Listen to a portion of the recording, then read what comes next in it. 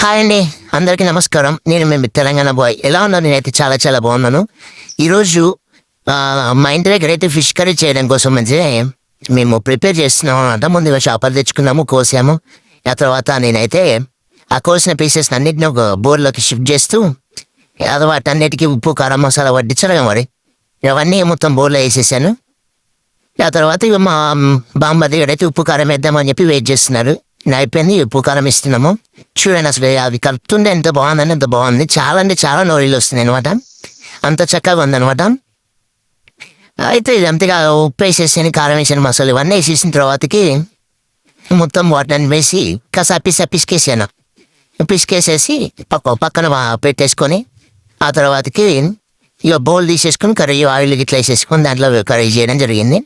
అసలు ఎంత బాగా కుదిరిందంటే మా అమ్మ, అంత బాగా కుదిరింది. అసలు చాలా బాగుంది. అసలు అయితే నాకైతే చూస్తుంటే నోరు వెళ్ళిపోతుంది. చాలా బాగుంది అనమాట.